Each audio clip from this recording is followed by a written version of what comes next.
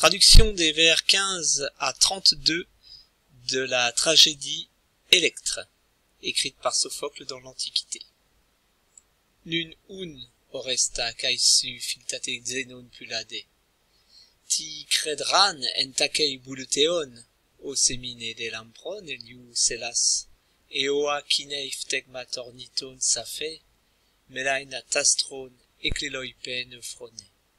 Prin un tinandron exodoiporen steges, zilapteton logoisin, os entotimen, inuket oknein ptairos, ael ergon acme. Orestes. O philtantron prospolon, os moisafe semeia faines estlos es emas gegos. Os percar hippos eugenes, can egeron, entoisi deinos tumonuk apolesen, alorton us istesin. Os autos dessus, emas totrunaïs kotos, en protois, epe. Toigar tamen doxanta deloso. Sude, oxeian acoen, tois emois logois, didus. Eime, ti cairou tuncano, metarmorson. Alors, nous allons procéder, comme la première fois, à la traduction, groupe de mots par groupe de mots. Nun un. À présent donc. Oresta caesu. Oreste, et toi aussi. Pulade. Pylade. Philtate xenon. Le plus aimé des alliés. Alors je m'arrête sur le nom propre Pylade. Pylade est le meilleur ami, le cher ami, l'ami le plus loyal d'Oreste dans l'histoire. Ti credran, ce qu'il faut faire, ce que nous avons à faire, en takei, au plus vite, bouleteon, il nous faut décider. Os ede, puisque déjà, c'est que déjà, l'amproneliu selas, la vive lumière du soleil, eliu du soleil, émine pour nous, kinei safe, éveille, eoa, phtegmata, ornithone, les chansons d'aurore des oiseaux. Et que déjà, Mélaina, Euphronée, la paix noire, la paisible obscurité, Astrone des astres, Ecleloipen s'en est allé. Un donc, prin tina androne, avant que quelqu'un parmi les hommes, avant que quelqu'un, qui que ce soit, exodoi porein steges, ne sorte du palais, zilapteton logoisin, mettez-vous d'accord. Os, imen, entota, en effet, nous sommes arrivés à cet endroit, nous nous touchons au point, ina, nous avons encore une élision d'une voyelle, la première des deux voyelles consécutives, c'est l'ide. Ina, ici, signifie au moment où le moment, ina kairos, où le moment, uketi oknein n'est plus à hésiter, n'est plus à l'hésitation. Allah, mais au contraire, acme, le verbe être est sous-entendu au présent, c'est l'heure, c'est le moment, ergon des actes, l'heure de l'action est venue. Début de la réplique d'Oreste, enthousiaste. Ô philtate, encore une élision d'une voyelle. Ô toi le plus cher, androne prospolon, les hommes qui me servent, de mes serviteurs. Os moi safe fines, ainsi tu me montres clairement, semeia, les signes, gegos estlos, que tu es loyal, eis, emas, envers moi. Emas veut dire nous, et ici on peut bien sûr le traduire par nous si on considère que Oreste joue bien sûr une partie d'honneur aux côtés de sa sœur, voire aux côtés de son ami Pylade. Mais nous pouvons considérer ce pronom personnel pluriel comme un pluriel poétique, un pluriel tragique, et nous pouvons rendre simplement la première personne du singulier. Osper gar hippos eugenes, comme le cheval de race, cheval bien né, can et Guéron, bien qu'il soit vieux, malgré sa vieillesse. Tumonuk Apollesen n'a rien perdu de sa fougue, entoisi deinos, au milieu des périls. Allah, mais, nous l'avons vu plus haut, Allah, c'est bien entendu la conjonction de coordination qui exprime l'opposition. Mais istessin orton ous, mais dresse l'oreille. Osotos déçu, de la même manière, toi, emas totruneis, tu m'excites, tu me presses au combat, tu m'incites à agir.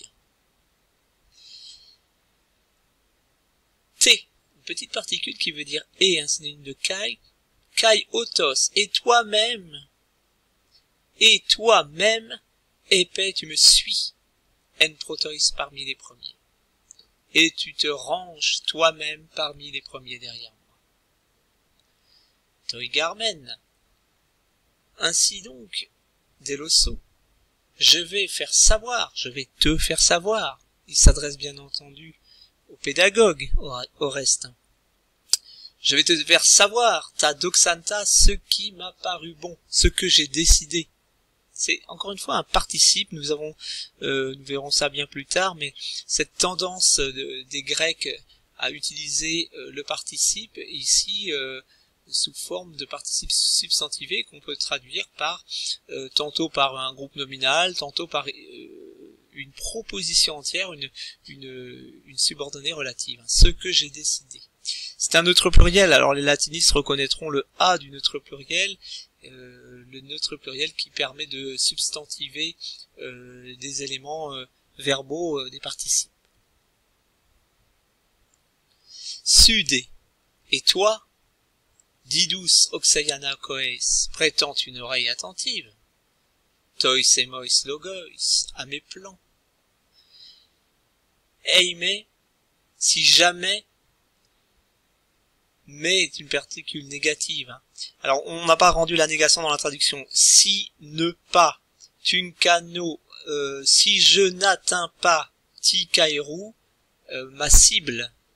On va traduire plus simplement par si je fais fausse route, métamorphone, redresse mon discours, redresse ma raison, corrige-moi, interviens si je dis une bêtise. Voilà ce que veut dire Oreste à son loyal serviteur, le pédagogue. Alors, pour ce qui concerne la langue grecque, après avoir vu la première lettre de l'alphabet alpha hier, j'aimerais quand même vous montrer que cette lettre n'intervient pas toujours seule et peut constituer avec une autre voyelle une diphtongue. Alors par exemple, il existe en grec ancien la diphtongue aïe qui prononce donc le iota très légèrement. Il s'agit bien d'une diphtongue, donc nous prononçons d'une seule émission de voix cette suite de deux voyelles. Alors on va essayer de trouver un exemple de cette diphtongue dans le texte. Bien, par exemple, le kairos. Le mot kairos intervient ici au vers 23. Ça veut dire le moment, le bon moment, le plus souvent l'occasion. Et on le voit également dans le vers 32. Kairou, ici, sa terminaison est différente puisqu'il n'est pas au même cas. On verra ça un peu plus tard. Donc kairos, ça se prononce bien kairos et non kairos.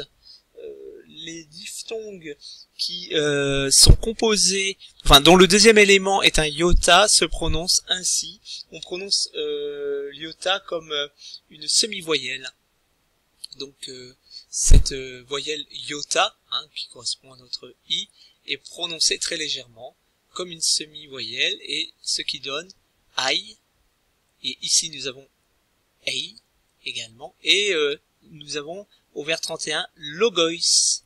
Logos qui veut dire le discours. Donc voilà, là, il existe 3 diphtongues en grec ancien qui se terminent par cette voyelle iota, et la prononciation est différente du français. Nous ne prononçons pas e ou wa, nous prononçons ces 3 diphtongues ai, comme dans kai également. Nous avons vu le kai ici, kai qui veut dire et, la conjonction de coordination. Donc nous prononçons cette première kai, la deuxième oi, logos, et la troisième ei.